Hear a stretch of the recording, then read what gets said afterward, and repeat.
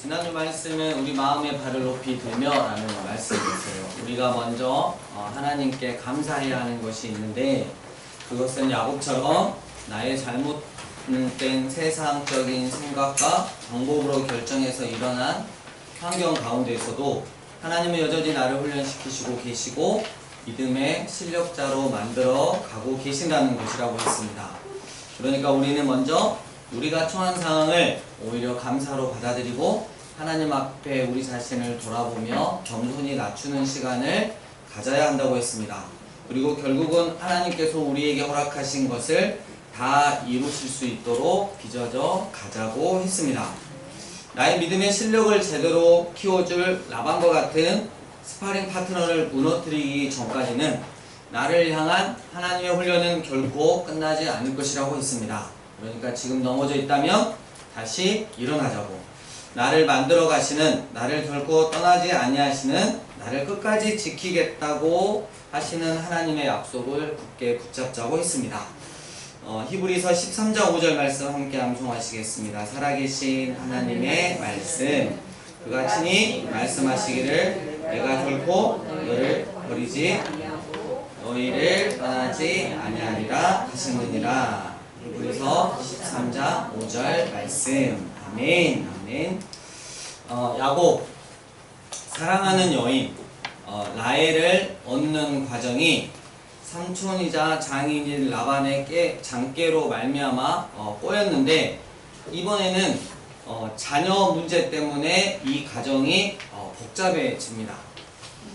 하나님은 사랑받지 못하는 레아의 입장을 충분히 이해하셨습니다. 여러분, 라반의 첫째 딸 이름이 레아예요.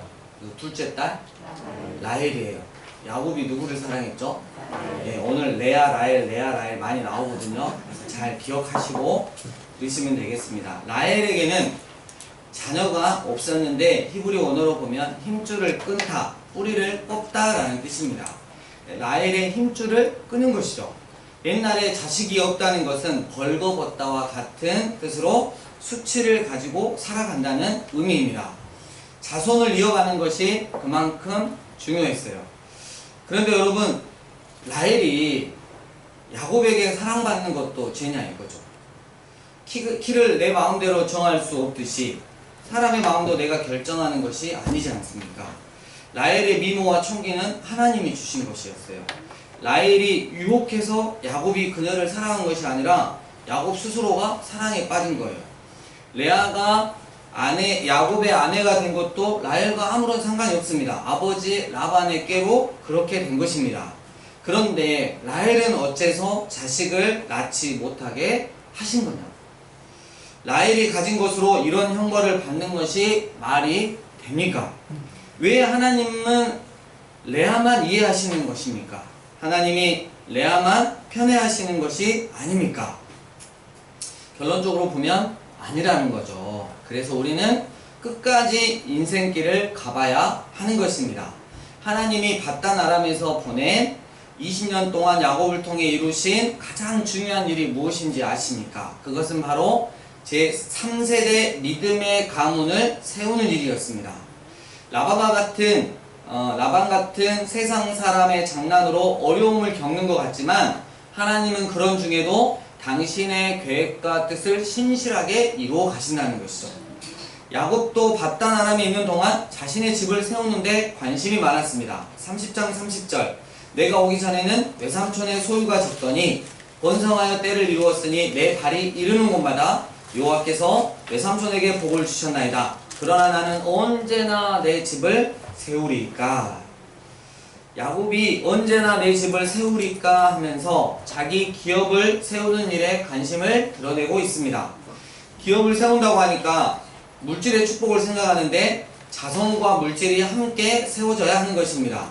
하나님은 바단 아람에서 20년 동안 야곱의 기업을 만들어 가십니다. 그 첫 번째가 자녀 문제였습니다. 라반에게 속임을 당하면서까지 라헬을 살아간 야곱. 그런데 하나님은 대체 무엇을 이해하셨기에 레아의 태를 여시고 라헬의 태는 닫아서 라헬을 그렇게 비참한 지경으로 몰아가시는 겁니까? 우리는 이 땅에서 행복하게 살기를 원합니다.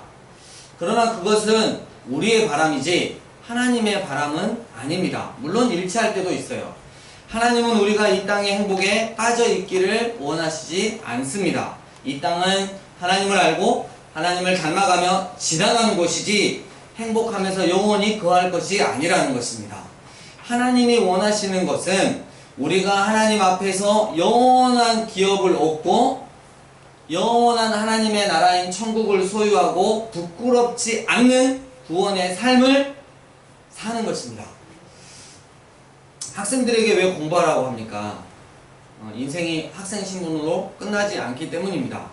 어린이 되고 사회인이 되는 다음을 준비해야 하기 때문이죠.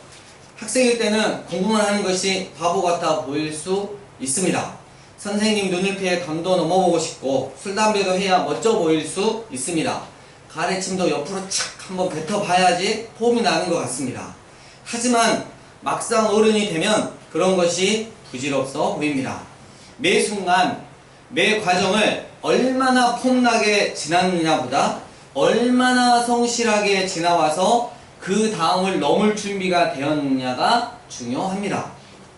야곱의 기업은 하나님의 기업입니다. 야곱의 집안의 기업이 아닙니다. 우리의 기업은 우리 게 아니라 하나님의 기업입니다. 아멘. 하나님의 관심은 야곱이 사랑하는 사람들과 오순도순 사는 것이 아니라 하나님이 택한 그가 어떻게 하나님의 기업을 만드는가에 있습니다. 야곱이 그렇게 라헬을 사랑하는데도 놀랍게도 어쩌다 레아를 찾으면 그날로 아기가 생겼습니다. 하나님은 무엇을 이해하셨을까요?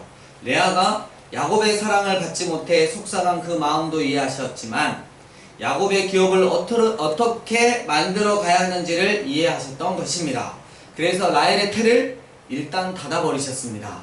하나님은 야곱이 좋아하는 방법이 아니라 하나님은 우리가 원하고 좋아하는 방법이 아니라 하나님의 방법대로 자손을 만들어 가십니다.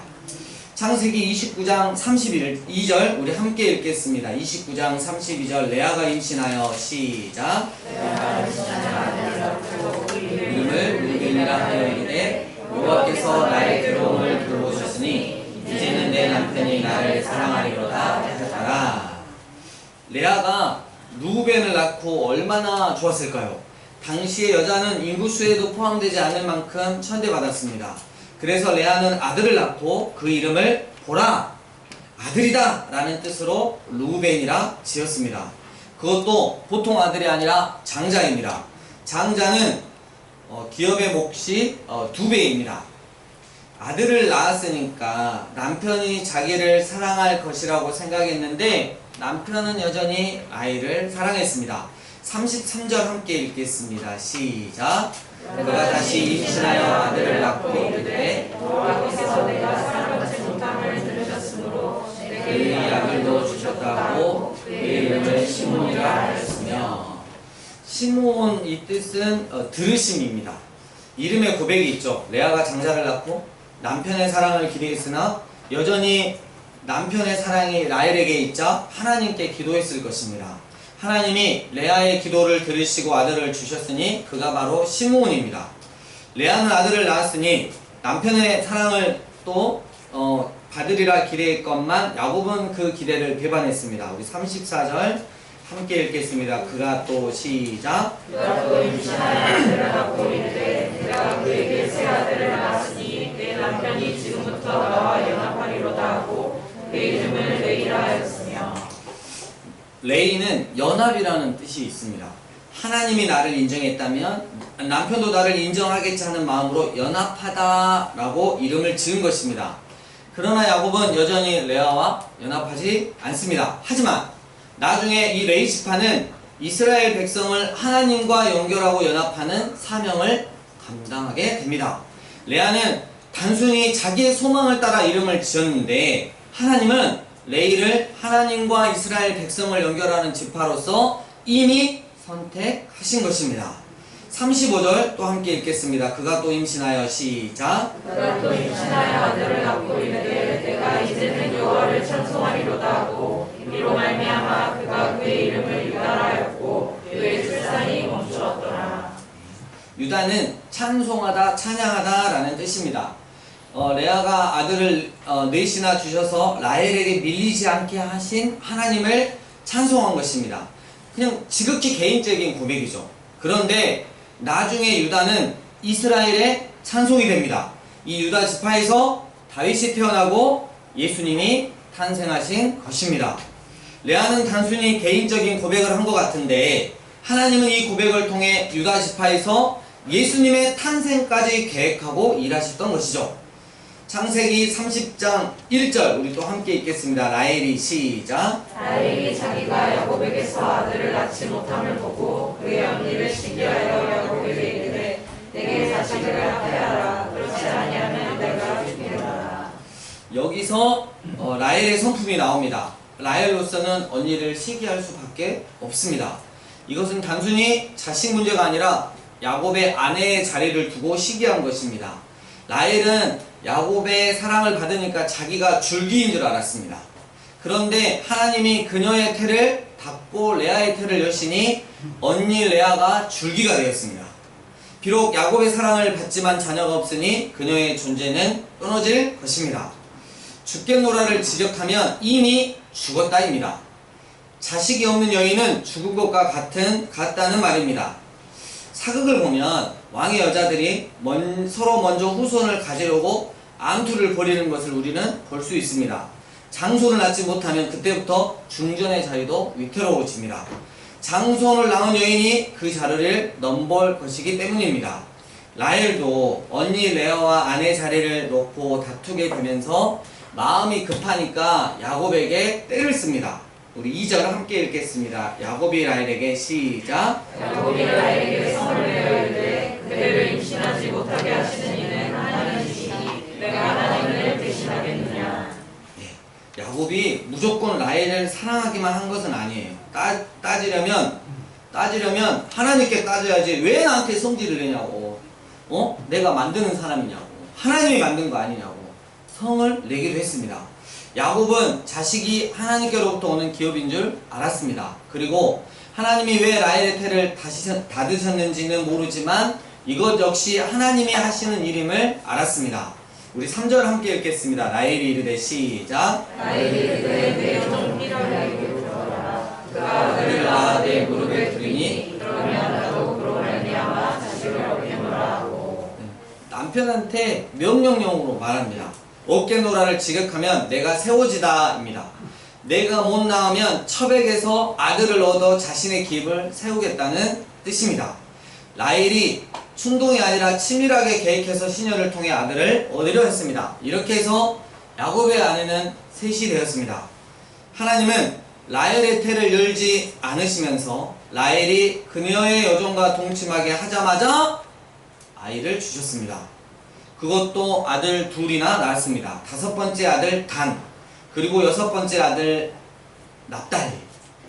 여러분, 여종 빌하를 통해서라도 자식을 얻겠다는 지극히 인간적인 방법이 동원되었는데 놀랍게도 하나님은 여기에 역사하셨습니다.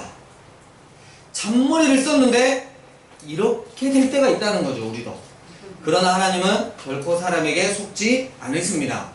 하나님이 뜻이 있어서 허락해 주신 것일 뿐 나중에 돌려받게 되어 있습니다. 하나님이 야곱을 세우기 위해 이를 내버려 두실 뿐 인간적인 방법이 통용된 것은 아니라는 사실을 우리는 알아야 할 것입니다. 그러나 그 웃음도 잠깐입니다. 우리 9절 함께 읽겠습니다. 레아가 시작. 레아가 자기의 출산이 멈춤을 보고 그의 시녀 실과를 데려다가 야곱에게 주어 며느리로 삼게 하였더니. 어문에는 이렇게 데려다가 라는 단어가 없습니다. 그러니까 여기서 데려가다는 충동적으로 그 일을 했음을 나타냅니다. 레아는 이미 아들 넷이나 낳았으니 안심하고 있었어요. 그런데 라헬이 시녀를 통해 아들을 둘이 낳았자 레아의 마음이 갑자기 조급해졌어요. 출산이 멈춘 레아는 라헬처럼 의도하지는 않았지만 자기의 시녀를 통해 아들을 얻겠다는 계획을 하게 됩니다. 야곱은 이번에도 4번째 아내를 통해 아들을 둘이나 낳았습니다. 7번째 아들 갓, 그리고 8번째 아들 아셀. 경쟁은 끝나지 않았습니다. 14절 함께 읽겠습니다. 밀 거둘 때 시작. 밀 거둘 때 루벤이 나가서 들에서 한 번째를 얻어 그의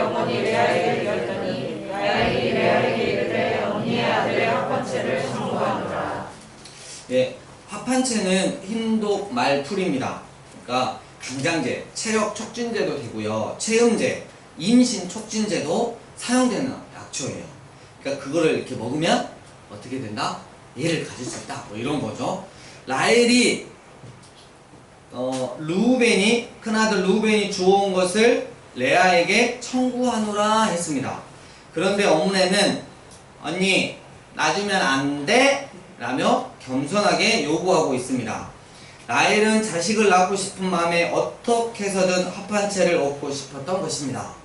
우리 15절 함께 읽겠습니다. 레아가 그에게 이르되 시작. 레아가 그에게 이르되 네가 내 남편을 빼앗은 것이 작은 일이냐? 그런데 내가 내 아들의 합한체도 빼앗고자 하느냐? 라헬이 이르되 그러면 언니의 아들의 합한체 대신에 오늘 밤에 내 남편이 언니와 동침하리라 하니라. 레아가 네가 내 남편을 빼앗은 것이 작은 일이냐고 하니까 라헬이 오늘 밤에 내 남편이 언니와 동침하리라 합니다. 이것은 라헬이 자식이 없어도 아직까지 여전히 주도권을 쥐고 있음을 시사합니다. 레아가 야곱의 마음을 얻지 못한 것입니다. 사실 라헬이 레아에게 비난 들을 일은 하지 않았어요. 아버지 라반의 장깨가 빚은 일일 뿐입니다. 야곱이 불쌍합니다. 한 여자랑 행복하게 살려고 했는데 아내가 넷이나 되었습니다.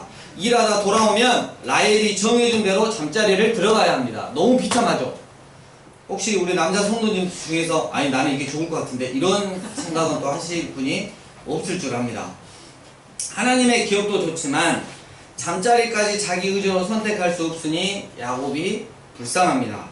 일하고 돌아올 때마다 야곱은 두렵고 무서웠을 것입니다. 오늘 밤은 어느 방으로 들어가야 하나 걱정이 되었을 것입니다. 기업 세우기가 쉬운 것이 아닙니다. 라헬은 합한채를 샀지만 당일은 언니 레아에게 양보하고 다음날에 합한채를 먹은 뒤 야곱과 동침했을 것입니다. 그런데 합한채를 먹은 라헬이 아니라 합한채를 준 레아가 또 아들을 낳았습니다. 여기서 레아와 라헬이 무엇을 배웠을까요? 그 전에는 인간적인 방법이 통했습니다. 그런데 인간적인 방법이라도 하나님의 섭리 속에 있었기 때문에 통했을 뿐입니다.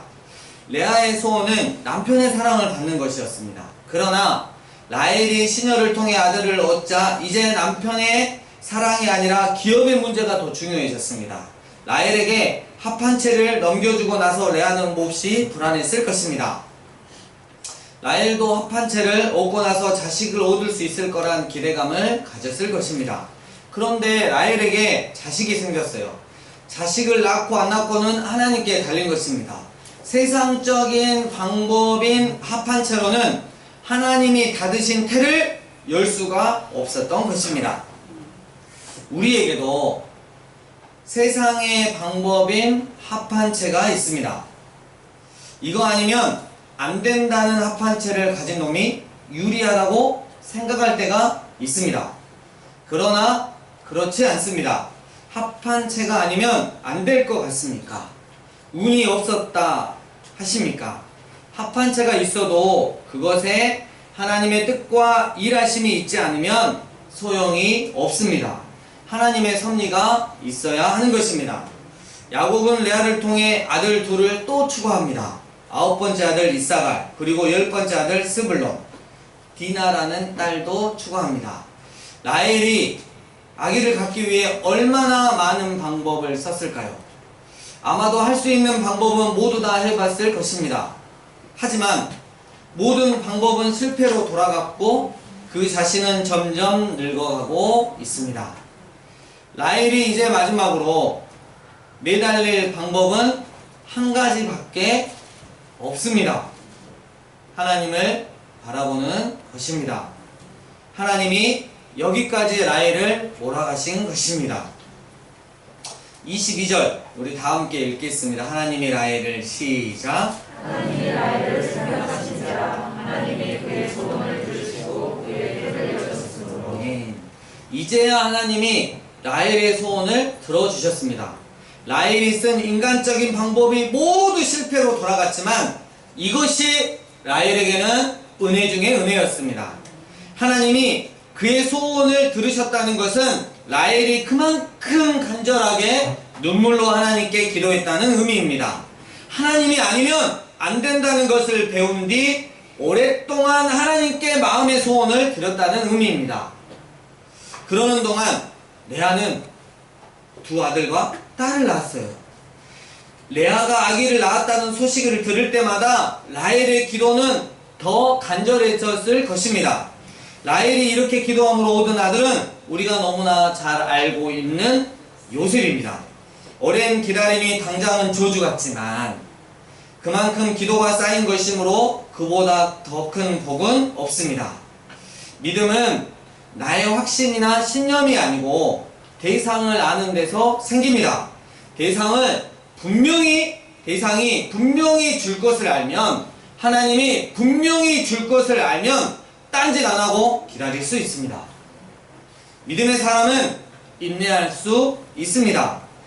어떤 때 하나님은 우리를 오랫동안 기도시키십니다. 그렇게 쌓인 기도는 결코 손해가 아닙니다. 라헬은 오랜 기도와 기다림 끝에 한 아들을 얻었으니 그가 바로 나중에 장자권을 차지하게 될 요셉입니다. 우리 23, 24절 그가 임신하여 함께 읽겠습니다. 시작. 그가 임신하여 아들을 낳고 이르되 하나님이 내 부끄러움을 씻으셨다 하고 그 이름을 요셉이라 하니 여호와는 다시 다른 아들을 내게 더하시기를 원하노라 하였더라. 요셉은 더하다, 수치를 씻다 라는 뜻입니다. 다른 아들을 더하시기를 원한다는 뜻이기도 합니다. 라헬의 소원대로 한 아들을 더 주셨으니 그 이름이 바로 베냐민입니다. 당시 상황으로 봤을 때 욕심으로 보기 어렵습니다. 하지만 베냐민을 낳을 때가 그녀의 소원을 이루고 천국으로 가야 할 때인 줄을 꿈에도 몰랐을 것입니다. 아무튼 하나님은 야곱과 그의 아내의 연약함과 부족함을 넘어서 그분의 기업을 만들어 가셨습니다. 하나님이 만드는 야곱의 기업으로 인해 후일 이스라엘의 뿌리가 되는 12지파가 생겼던 것입니다. 말씀을 정리합니다. 이번에 가정의 자녀 문제로 훈련을 받게 된 야곱, 할아버지 아브라함, 아버지 이삭에 이어 믿음의 3세대 가문을 세우는 일이 오늘 본문에 나와 있습니다. 그런데 아브라함이나 이삭처럼 뭔가 좋아 보이지는 않습니다. 오히려 이거 뭐지? 이거 완전 콩가루 집안 아니야? 라는 생각까지 갖게 됩니다. 과연 하나님이 이런 과정을 통해 일하셨을까요? 네, 하나님은 그래도 일을 하셨습니다. 그것도 충분히 말입니다. 보십시오. 레아는 남편 야곱의 사랑을 받고 싶어서 남편과 연합하고 싶은 마음에 셋째 아들을 낳아 이름을 레이라고 짓지 않았습니까? 지극히 인간적인 생각이었지만 시간이 지난 후에 하나님은 레이 자손을 톡하여 하나님과 이스라엘 백성을 연결하는 역할을 감당하게 하십니다. 성전에서 예배를 주관하고 또 여러가지 모양으로 섬기게 하고 백성들에게는 하나님의 말씀을 가르치고 재판도 해주는 역할까지. 또 이스라엘의 찬송이 되는 유다는 어떻습니까?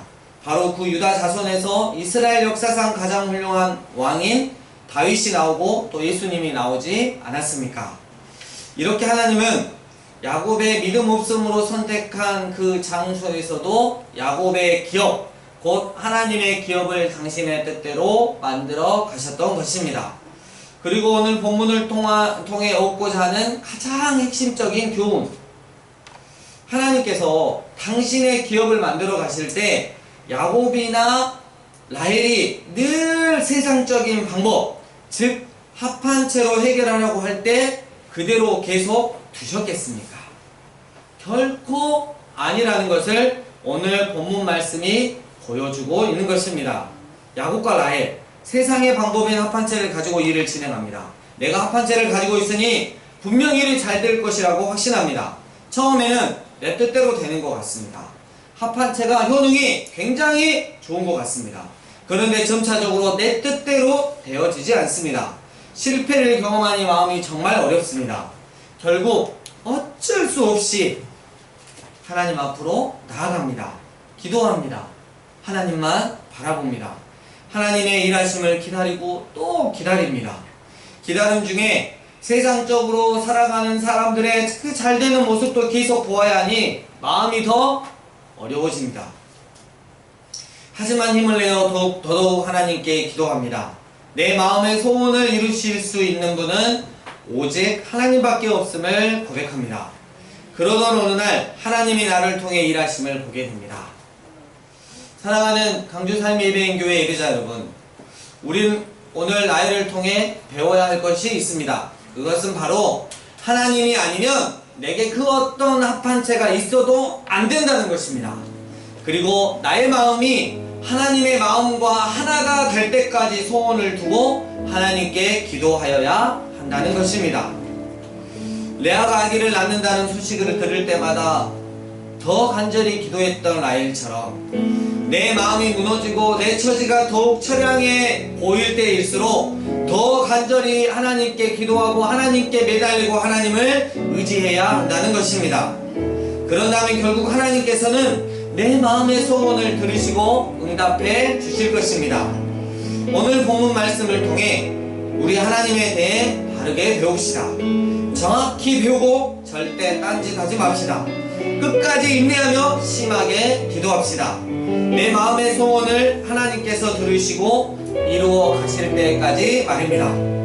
할렐루야. 주신 말씀 가지고 우리 함께 주님 앞에 기도하며 나아가겠습니다. 기도하시겠습니다.